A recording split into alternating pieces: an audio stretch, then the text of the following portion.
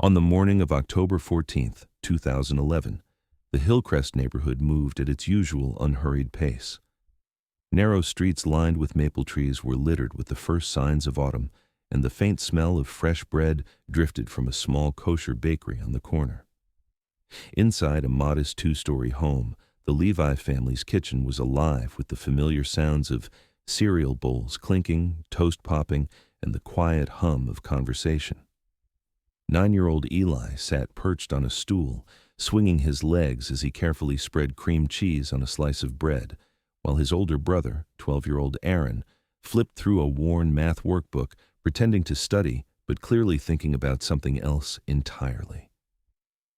Their mother moved between the stove and the table, her scarf neatly tied, reminding them to pack their homework and to hurry, or they'd be late for morning prayers at school.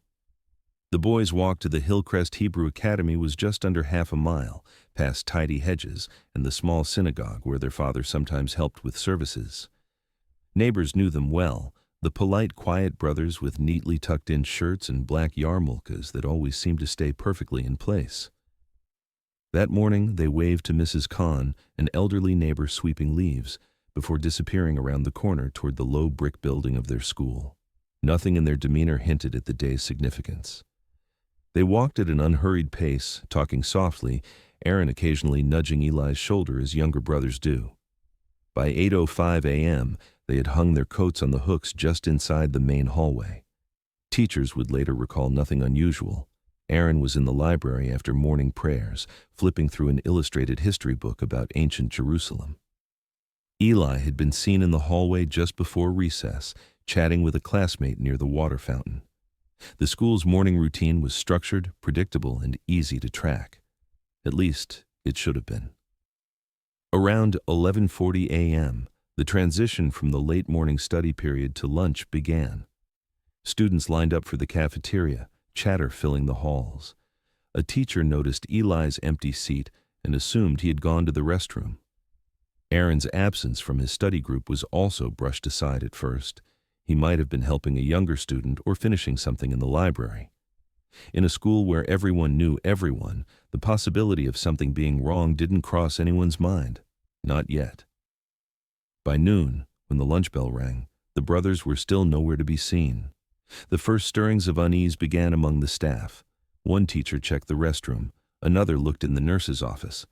Someone called the front office to see if the boys had been signed out early by a parent.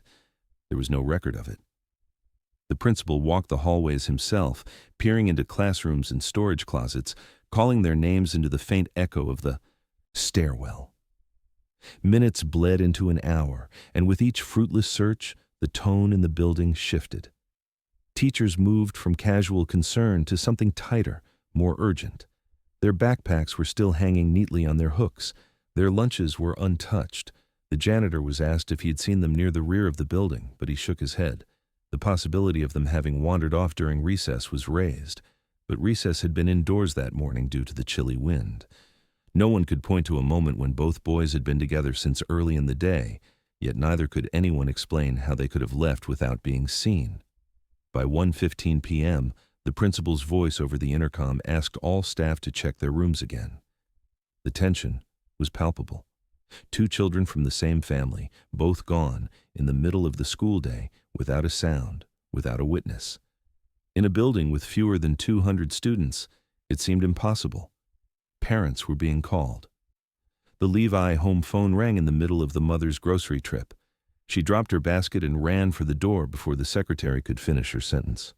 At 1:30, with still no sign of the boys, the school secretary dialed the non-emergency police line, her voice shaking as she explained the situation. Within minutes, a patrol car pulled up to the curb. Officers walked the grounds, starting with the perimeter fence. The first officer to speak to the principal asked the obvious question. Was there any chance they had left with a relative or family friend? The principal shook his head. The levees were protective, everyone knew that, and the boys would not have been allowed to leave without formal permission. By the time the mother arrived at the school, pale and breathless, the atmosphere had shifted from confusion to full-blown alarm. Her voice rose as she asked where her sons were, her words tripping over themselves in a rush of disbelief and panic. Staff tried to comfort her, but the unspoken truth was already sinking in. Children don't simply disappear from a locked school building in the middle of the day. Yet somehow, Eli and Aaron had. As the officers began requesting more units, something else began to trouble them, a detail they couldn't quite fit into the picture yet. A side gate behind the cafeteria, one that was supposed to be locked at all times during school hours, wasn't just unlatched. It was open, swaying slightly in the wind. The first responding officers quickly realized that if Aaron and Eli had slipped away unnoticed, it had to have happened within a very narrow span of time. The school day was structured and heavily supervised, with students accounted for during each class period. Investigators began piecing together a timeline from scattered recollections and the building's outdated security system. The cameras, installed more than a decade earlier, offered only grainy black and white footage and left wide gaps in coverage. One camera positioned near the main entrance confirmed both boys had entered that morning, but none showed them leaving. Another, facing the playground, revealed nothing unusual, just the midday bustle of students moving between classes. But when the officers traced their path toward the cafeteria, they encountered a blind spot, an area behind the building where a side gate opened toward a narrow service alley. That gate was supposed to be locked at all times during school hours, a policy the principal emphasized firmly when questioned. He assured them it had been secure during his morning rounds, but a custodian, flipping through his mental checklist of chores, remembered seeing it slightly ajar earlier that day. He couldn't recall the exact time, only that he had meant to close it after disposing of trash, but was called away to fix a jammed door in the science wing. Whether the lapse lasted minutes or an hour was impossible to say. But to the officers, the unlocked gate instantly shifted the investigation's focus. They began canvassing the neighborhood, starting with the alley itself. The narrow strip was bordered by chain-link fences, a few overgrown hedges, and the back walls of small shops. It was the kind of overlooked space where a person could walk without attracting much attention. A bakery worker recalled seeing two children pass by mid-morning, but couldn't be certain they matched the description. Another resident, standing on her porch during the police sweep, hesitantly stepped forward. She believed she had seen two boys matching Aaron and Eli's description earlier that day. In her account, they weren't alone. A man walked slightly behind them, not holding their hands, not speaking to them, just following. Her details were frustratingly imprecise. She couldn't remember his height exactly, only that he was taller than the boys, but not exceptionally tall.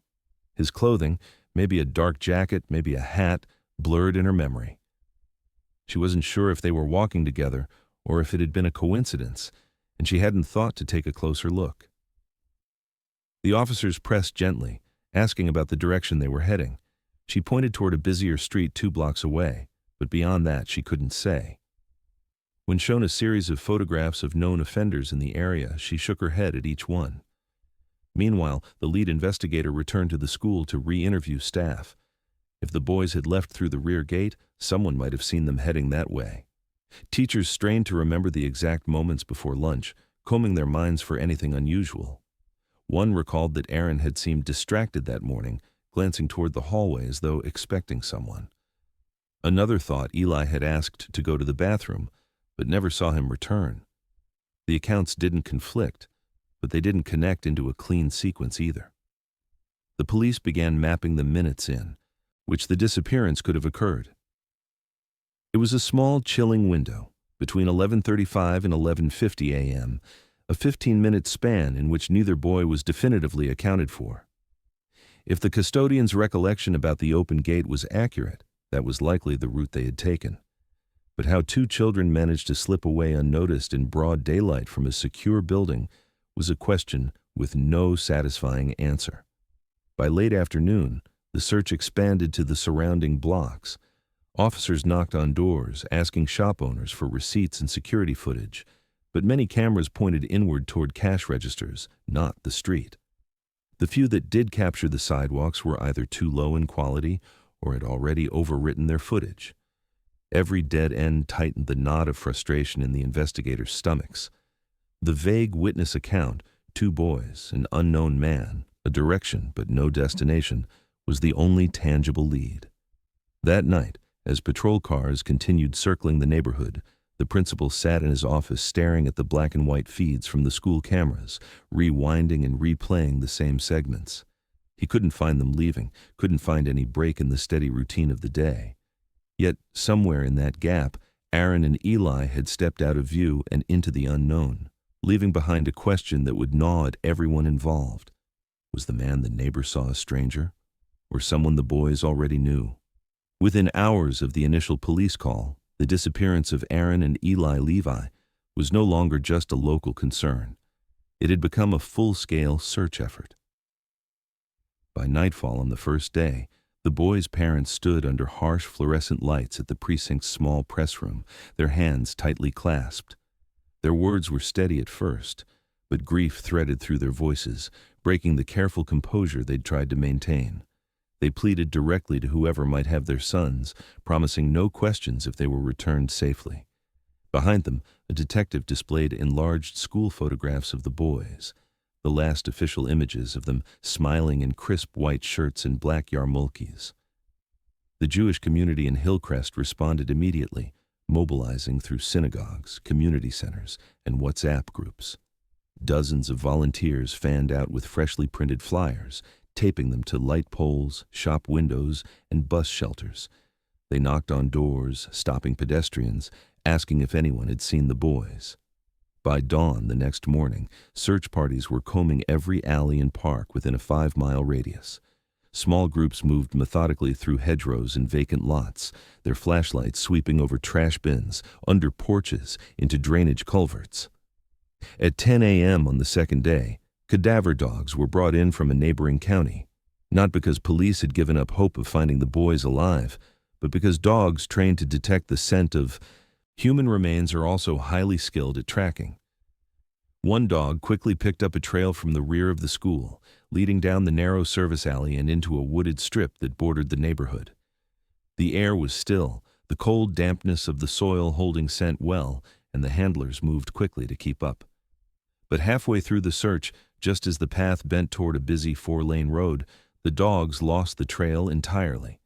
Vehicles rushed past only feet away, each one a possible barrier that could scatter or erase a scent. The implication was clear. If the boys had come this way, a car might have been involved from that point forward. That afternoon, a breakthrough of sorts came from an officer retracing steps near the school's perimeter fence. There, in the weeds just beyond a locked maintenance gate, lay a small, scuffed backpack. Inside were school books and a half-eaten sandwich, the lunch Eli's mother had packed that morning. The find reignited urgency, but it also raised troubling questions. If the backpack was dropped here, had he been trying to get back to school? Or was it discarded to mislead searchers? Later that evening, a second stranger discovery deepened the mystery. 3 miles from the school, at a covered bus stop along a commercial strip, another backpack was found leaning against the bench. This one belonged to Aaron. Inside were his homework folder, a yarmulke different from the one he'd worn that morning, and a pencil case neatly zipped shut. Surveillance footage from the surrounding shops was quickly requested, but again the cameras either faced the wrong direction or had already overwritten the relevant window. The separation of the backpacks suggested a chilling possibility. At some point after leaving the school, the brothers might have been split up. As the first 48 hours ticked by, hope and fear battled in the minds of everyone involved. Detectives debated whether the boys had been coerced into leaving together, only to be separated later, or whether one had tried to escape while the other was held elsewhere. The parents, now on every major news network, alternated between pleading for their son's return and silently gripping each other in the background as reporters shouted questions. By the evening of the second day, the search perimeter had expanded to include industrial lots, creek beds, and abandoned properties on the outskirts of town. Volunteers were given instructions on how to approach any potential evidence, but with each passing hour, fatigue set in. The boys' faces were now on every lamppost, but sightings were inconsistent and unverified. And while the backpacks gave investigators 2 concrete points to plot on their growing map, they also fractured the timeline, making it harder to understand if Aaron and Eli had stayed together after leaving the school grounds. In the command post set up at the community center, a detective pinned the photographs of the backpacks to a corkboard, the distances between the two marked in red string. He stared at the map in silence, his mind turning over the same unanswerable question. If they had been together when they vanished, what had happened in those missing miles to pull them apart? By the third day, the disappearance of Aaron and Eli Levi had moved beyond a search effort. It had become a story the entire neighborhood couldn't stop talking about. In the small, insular community surrounding the Hillcrest Hebrew Academy, rumors moved as quickly as the stapled flyers that still fluttered from telephone poles. Some whispered that the boys must have known their abductor, that no stranger could have lured them away in broad daylight without a struggle. Others leaned toward a darker theory, a dispute within the extended family, maybe a relative from out of state, someone with a grudge or a custody claim that had never been resolved. Even without evidence, speculation fed on the absence of answers. Inside the precinct, detectives were careful to sift rumor from fact. While publicly emphasizing that no theory had been ruled out, they quietly began examining the Levi family's background. Bank records, phone logs, travel history. Nothing revealed a connection to criminal activity or anyone who might benefit from the boys' disappearance. Interviews with relatives, both local and distant, turned up no credible conflicts.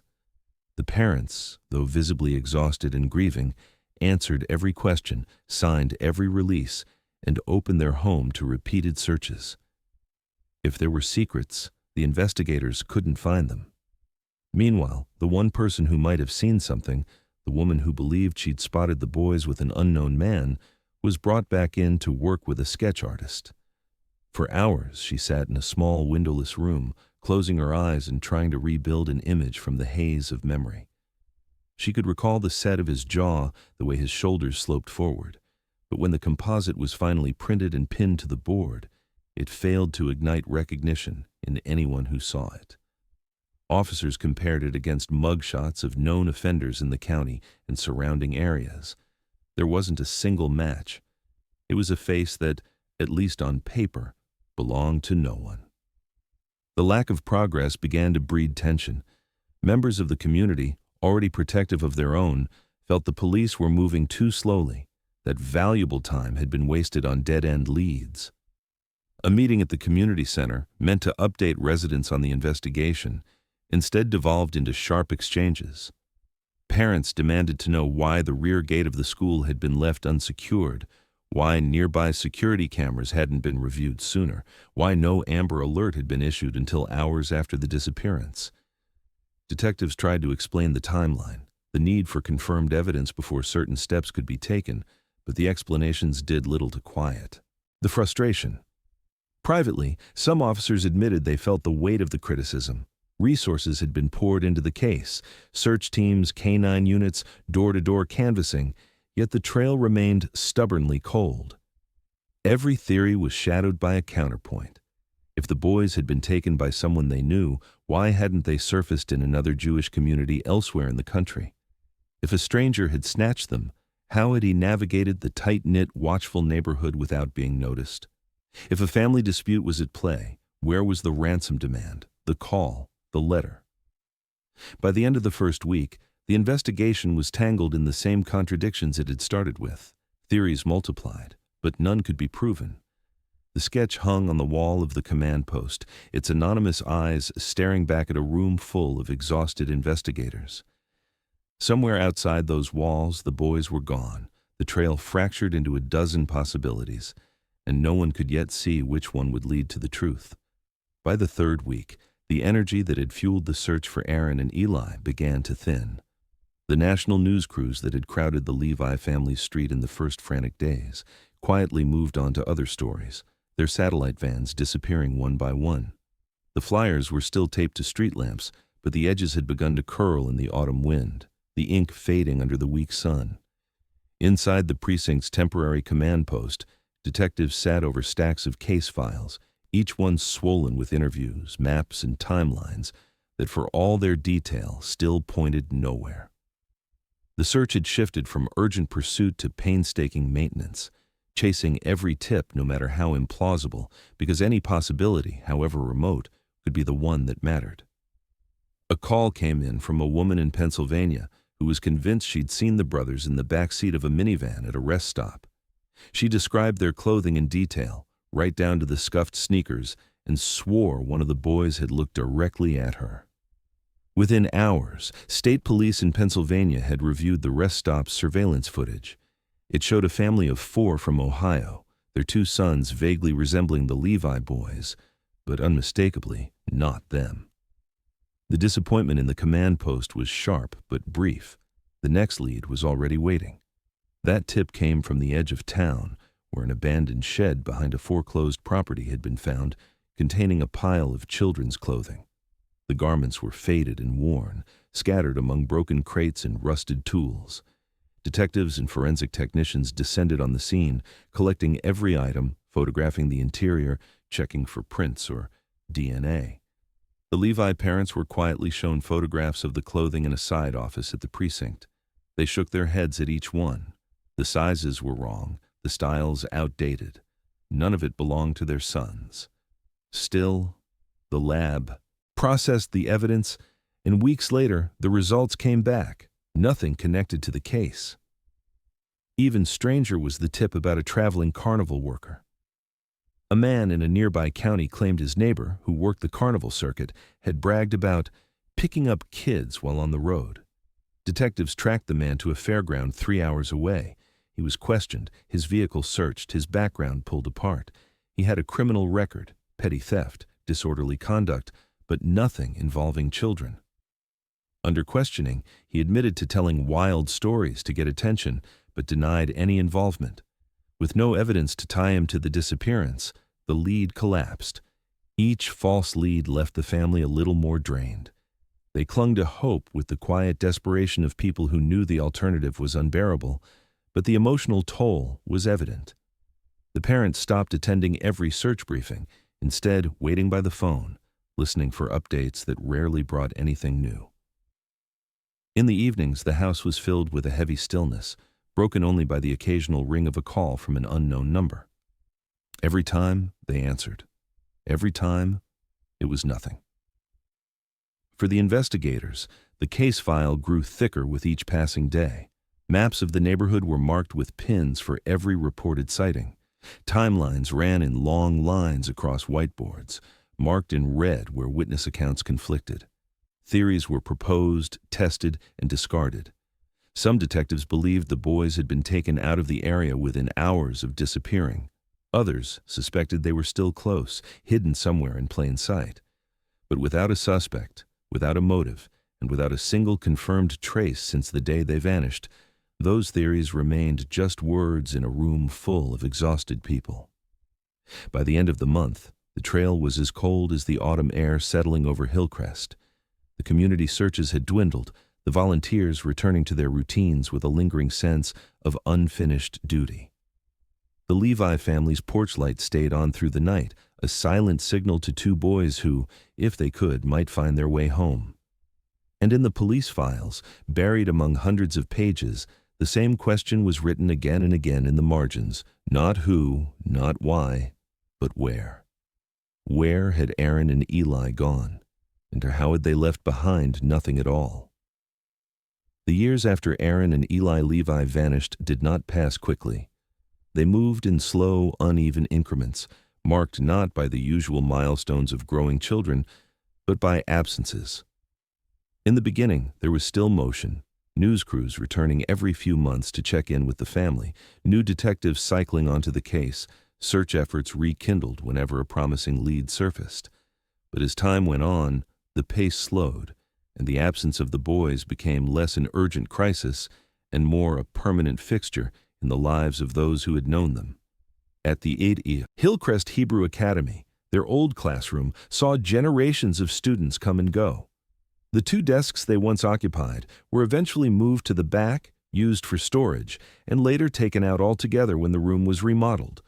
But for years, they had remained untouched, their absence as noticeable as if they had been there yesterday. Teachers admitted they found themselves glancing toward those spaces out of habit, especially in the months following the disappearance, as though expecting to see a small hand raised in the air. The school's security policies changed dramatically in the months after. The rear gate, the one found open on the day the boys vanished, was replaced with a reinforced locked barrier. New cameras were installed in every hallway, covering every blind spot. Visitors were required to sign in, present identification, and be escorted at all times. Parents appreciated the changes, but everyone understood the unspoken truth. These measures came too late for Aaron and Eli.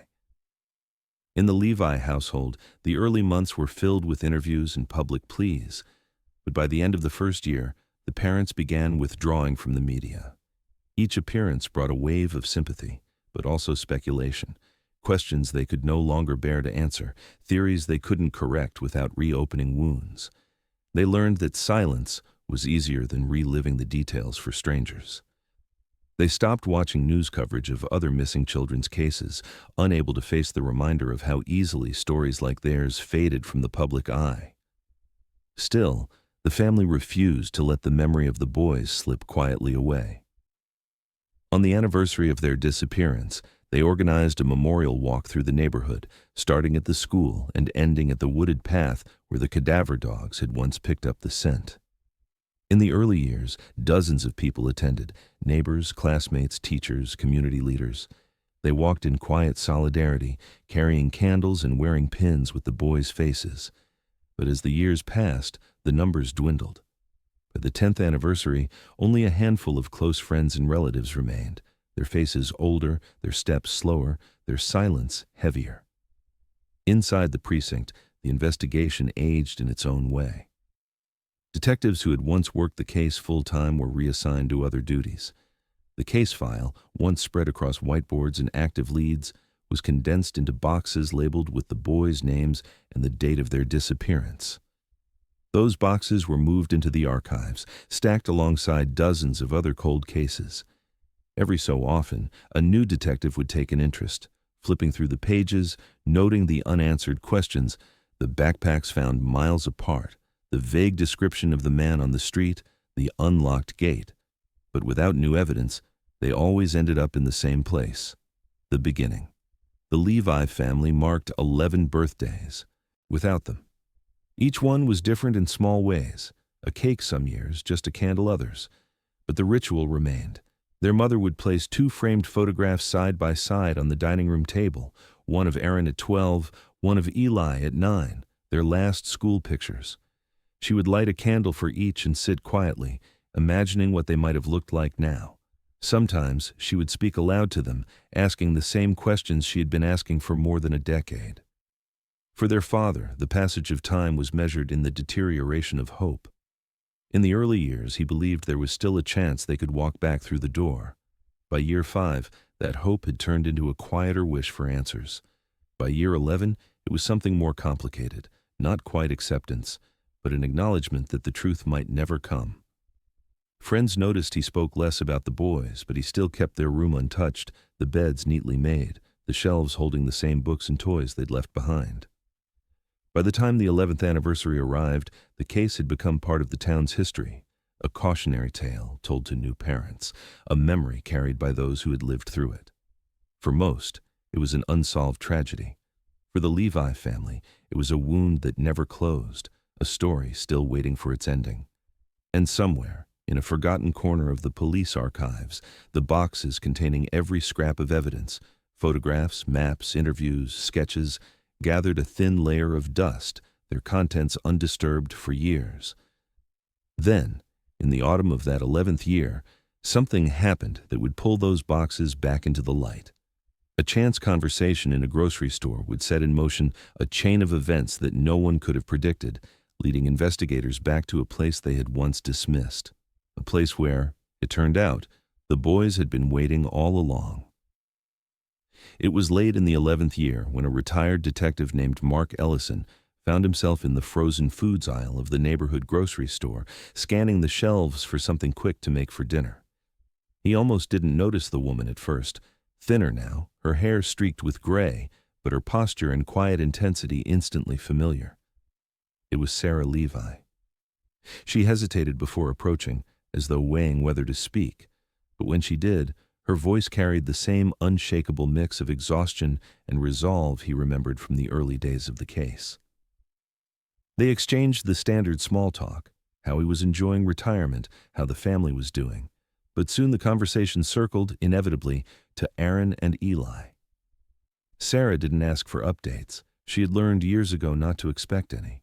Instead, she asked a question that seemed to have been sitting with her for a long time. "That lake," she said quietly, "the one near the bus stop where Aaron's backpack was found. Did anyone ever actually search it?" Ellison paused, sifting through memories of briefings and maps spread across long tables. He remembered the discussion. The lake had come up early in the investigation, its location close enough to the second backpack to be considered. But the water there was notoriously murky, its bottom thick with silt and debris. At the time, they had prioritized ground searches, road checks, and interviews. A full dive had been considered, as he told her, but never carried out. The department's dive unit was already stretched thin, and the cost of bringing in outside specialists had been deemed too high for what was seen as a low-probability lead. Sarah's expression didn't change, but she nodded slowly, as though she'd already guessed the answer. "I just keep thinking," she said, "if they were near there. Maybe someone put something in the water." It was the kind of remark he'd heard 100 times from families of the missing, the suggestion that one overlooked place might still hold the truth. But her tone made it clear she wasn't simply grasping at straws. She had been carrying this thought for years. That night, Ellison found himself replaying the conversation. The lake wasn't large, but its proximity to the bus stop and the wooded path made it hard to ignore. He remembered how the water had looked on the day he'd first stood there, still and dark, the kind that seemed to swallow anything that entered it. By morning, he had decided to mention it to a group he'd worked with occasionally in his later years on the force, a volunteer dive team that specialized in assisting with cold cases. When he reached out, they didn't hesitate. The team's leader, a former Navy diver named Tom Raines, agreed that while the chances were slim, the location fit certain patterns he'd seen before. Lakes and ponds often became dumping sites for evidence, vehicles, even victims, precisely because their inaccessibility made them easy to overlook. The team worked on donations and their own time, so budget constraints were irrelevant. They set a tentative date to bring their boat and sonar equipment to the site. Ellison called Sarah to let her know. She didn't ask to come, not yet, but he could hear the shift in her voice, a cautious spark of anticipation layered under years of guarded restraint. After so many fruitless leads, neither of them wanted to frame this as a breakthrough. It was simply another box to check, another what if to either confirm or close.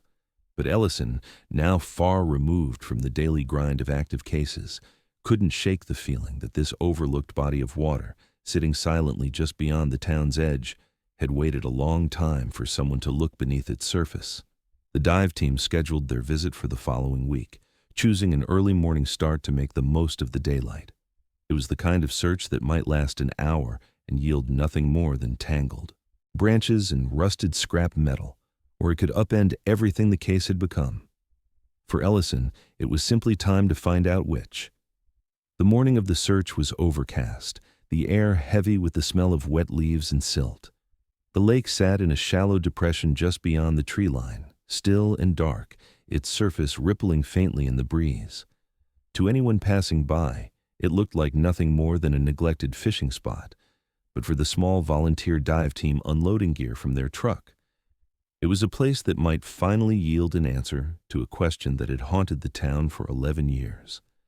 Tom Raines, the team leader, worked in practiced silence as he prepped the boat and tested the sonar unit. Years of recovery dives had taught him that most searches turned up trash, sunken shopping carts, old tires, sometimes stolen vehicles long since stripped of anything valuable. But when he'd reviewed the Levi case files the week before, certain details had stuck with him. The proximity of the bus stop to the lake, the wooded path that ended just yards from the shoreline, and the fact that the water had never been properly searched. It wasn't much, but it was enough to get him and his team in the water. Mark Ellison, the retired detective who had reawakened this lead, stood at the shore with his hands in his pockets, watching the preparations. He knew from experience how easy it was to get pulled into the hope of a search, only to have it collapse into nothing. He reminded himself to stay grounded, to remember that probability still leaned toward disappointment. Still, he couldn't shake the tension in his chest as he watched the divers pull on their suits and strap on their tanks. By mid-morning, the boat drifted slowly out from shore, the hum of the motor low and steady. The sonar screen flickered with shapes, some immediately recognizable as debris, others more ambiguous. Rains marked a few points to investigate, guiding the boat in a deliberate grid pattern. The water here was thick with sediment, and even at shallow depths, visibility was measured in inches. The first diver slipped beneath the surface with a muted splash, disappearing almost instantly into the gloom. Below, the light from his headlamp cut a narrow cone through the murk, illuminating tangled fishing line, rotting branches, and the skeletal frames of bicycles long claimed by the lake. The diver moved carefully, feeling with gloved hands as much as seeing, aware of how easy it was to miss something when the world narrowed to shades of green and brown. About 30 feet from shore, the beam of his light caught on an edge that didn't belong, not stone, not wood, but a line too straight, too deliberate. He moved closer, brushing aside a cloud of silt with one slow sweep of his hand. The shape emerged, a corner of corroded metal, its paint long since stripped away by time and water. His gloved fingers traced the contour until it curved downward into what was unmistakably a wheel well. Kneeling in the silt, he brushed further, revealing a section of glass coated in algae, still intact in its frame. The vehicle was partially tilted, its front end angled into the lake bed. The license plate at the rear was there, but buried under years of grime and sediment, unreadable without cleaning tools they hadn't brought down. But the size and shape were clear enough, a small sedan, early 2000s model. He swam along the driver's side, his light catching on something pale inside the cabin. For a moment he thought it was debris, maybe a plastic bag or the curved edge of a seat cushion. Then he saw the outline of fingers. A skeletal hand rested against the steering wheel, unmoving, the remaining bones held loosely together by what was left of tendons. The diver froze, the quiet of the lake pressing in, the weight of recognition settling heavily on him. He signaled sharply to the surface, the bubbles from his regulator bursting upward in urgent streams. Within moments, the team above was hauling in the marker line, securing the location. Rains leaned over the side of the boat as the diver surfaced, pulling his regulator free, his voice tight. He didn't embellish, didn't speculate, just gave the facts. There was a car down there, and someone was inside. On shore, Ellison felt the shift before anyone said a word. The team's movements grew faster, more precise. The easy rhythm of a routine search replaced with the gravity of a recovery. Calls were made to the sheriff's department, to the medical examiner, to the crime scene unit. The area was quickly cordoned off, the small gravel lot at the lake's edge filling with vehicles and quiet urgency. The divers didn't go back down until the authorities were in place, documenting every step. When they did, they took photographs, careful not to disturb the contents of the car. Through the opaque water and thick coating of algae, the interior was a time capsule sealed since the day it had gone under. On the passenger side, another shape slumped against the seat, smaller, the outline faint but unmistakable. 2 sets of remains. As the divers rose again, the lake seemed to swallow the silence of the onlookers. No one said the names aloud yet, but Ellison knew. He'd seen enough in this line of work to recognize that this wasn't just a car pulled from the water. This was the place where, for more than a decade, 2 missing boys had been waiting to be found. And as the crane prepared to lift the vehicle from the depths, every unanswered question in the case pressed harder against the surface, ready to demand answers the moment the metal broke into daylight. The crane's cables strained as the vehicle broke the surface, water streaming from every seam, algae and weeds clinging to the rusted frame. The crowd of officials and onlookers at the shoreline fell silent as the dripping sedan swung toward the gravel clearing. Years of submersion had eaten away much of its paint, leaving it a mottled green-brown shell, but its shape was still intact. Deputies moved in immediately, keeping a perimeter, as crime scene technicians began photographing every angle before anyone touched the doors. When they finally pried them open, the smell hit first. The heavy, sour stench of decay that lingered even after more than a decade underwater. Inside, time had preserved more than anyone expected. On the driver's side, skeletal remains slumped forward, the bones of one hand still looped over the steering wheel. But what drew every eye, what froze even the most seasoned investigator, was the back seat.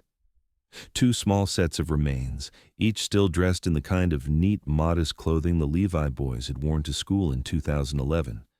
A collared shirt clung in tatters to one frame. The remnants of a black yarmulke were tangled in the other's matted fabric. Their sizes left little doubt. These were children, and the likelihood they were anyone other than Aaron and Eli was vanishingly small.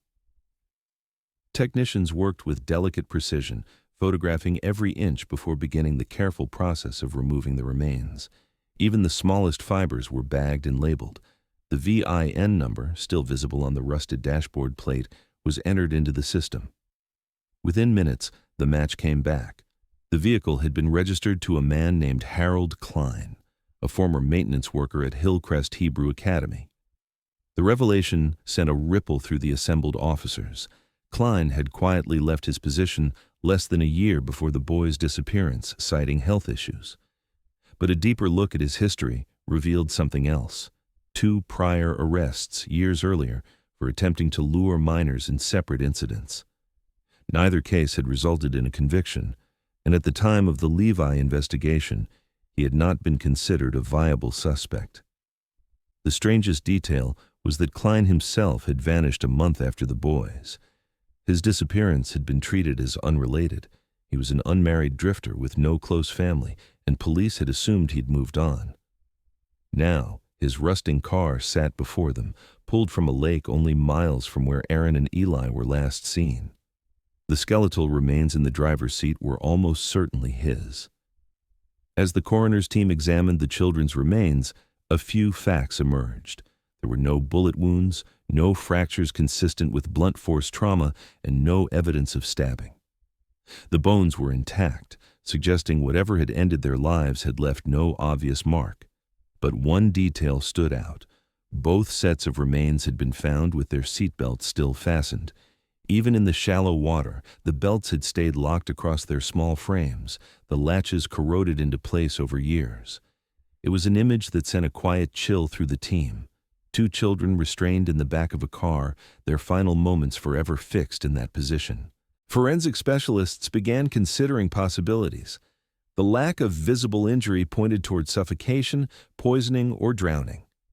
If the vehicle had been driven into the lake intentionally, the seatbelt restraint could mean they had been conscious when it happened, or that they had already been incapacitated and placed that way.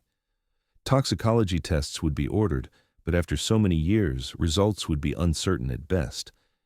The discovery of the car and the identities tied to it reshaped the investigation instantly. Detectives pulled every employment record, security log, and maintenance schedule from Klein's time at the school. Old colleagues were tracked down and interviewed. A few remembered him as quiet, keeping to himself, but others mentioned he'd had a way of appearing in places where children were unsupervised, near the playground, in hallways between classes. No one had reported anything overt at the time, but in hindsight, some admitted to unease. Sarah and David Levi were told of the recovery later that afternoon. The news was delivered in person, away from cameras, with as much care as possible. For years they had lived with uncertainty, and now the weight of a probable answer landed heavily. There was relief in knowing the boys had been found, but it was tangled with the horror of how close they had been all along, hidden just beneath the surface of a lake they had passed countless times. As the car was loaded onto a flatbed for transport to the crime lab, the scene at the lake remained subdued. Officers and divers stood off to the side, speaking in low tones. The discovery had ended one search but opened another. Why had Klein taken the boys? What had happened in the time between their disappearance and the car's plunge into the lake? And why had no one thought to look here sooner? The answers might lie in the evidence still inside the vehicle. The fibers, the fingerprints, the waterlogged objects tucked into the glove compartment or wedged beneath the seats. But as the truck pulled away, there was a shared, unspoken realization. Even with the remains recovered, the true story of that day in 2011 might never be fully told. And the lake, now disturbed, had given up its secret, but not its explanation. The recovery of the car from the lake answered one question with absolute certainty. Aaron and Eli Levi had never left Hillcrest. For 11 years, every search that stretched beyond the county lines, every theory that placed them in another state or another country, had been chasing ghosts. They had been here all along, only a few miles from the school where they were last seen. But for every question the lake answered, it raised several more, each more difficult to pin down than the last. Investigators could confirm the car belonged to Harold Klein, the former school maintenance worker, and that his remains were found in the driver's seat. But beyond those facts, the narrative fractured into speculation. Why had the boys been in his car in the first place? Had he coerced them, lured them? Or, as some quietly wondered, had they willingly gotten in, believing they were being taken somewhere safe? The seatbelt restraints suggested they had not been fighting to escape in those final moments, but no one could say whether that meant compliance, incapacitation, or something more sinister. The condition of the vehicle left little clarity on how it had entered the water. The incline of the lakebed made it possible it had rolled in slowly, but equally possible it had been driven in at speed. The driver's window was up, the doors closed, as though sealed before the plunge. If it was an accident, why had no one reported Klein or the car missing sooner? If it was deliberate, why would the driver still be inside with his victims? Theories multiplied quickly. Some detectives leaned toward a botched abduction, that Klein had taken the boys, intending to harm or transport them, but something had gone wrong, leading to all three ending up in the water. Others believed it was an intentional murder-suicide, that Klein had driven into the lake to ensure none of them were found alive. A smaller camp argued for the possibility of another party's involvement, someone who had staged the scene, placing all three in the car before sending it to the bottom, perhaps to silence Klein as well. None of these theories could be proven, and each left details unexplained. For Sarah and David Levi, the answers they received were both everything and nothing. The long, limbo-like wait was over. They finally had the remains of their sons, the ability to bury them in the family plot, to see their names carved into stone. The funeral was small, private, attended only by family, a few close friends, and the rabbi who had known the boys since birth. It was not closure. The word felt too clean, too final for something so murky, but it was an ending of a kind. In the weeks after, the media coverage shifted from breathless updates to quiet retrospectives. News anchors spoke of the case as one of the town's most enduring mysteries, now partially solved, but the official designation in police files remained unchanged, unsolved. The evidence from the car was cataloged, stored, and in some cases, sent for further testing. Detectives knew the likelihood of finding anything definitive after 11 years underwater was slim, but protocol demanded they try. Ellison, the retired detective whose chance meeting with Sarah had set the search in motion, visited the lake once more before the investigation wound down again. The surface was as still as it had been the first day he saw it, giving no hint of the years it had held its secret. He stood there for a long time, turning over the same thoughts that had haunted the case since the beginning. The short walk to school, the open gate, the backpacks miles apart. Even with the discovery, the chain between those moments and the lake was still broken. For the Levi family, life began again in quiet ways. The porch light that had been left on every night for 11 years was finally switched off. The boys' bedroom was kept intact, not as a shrine, but as a place their parents could enter without the ache of imagining them still out there somewhere. They had been found, but the truth, the complete, unflinching truth, remained submerged, caught somewhere between memory and silence. And so the case that had defined a community for more than a decade ended not with the clean lines of a solved crime, but with the jagged edges of unanswered questions.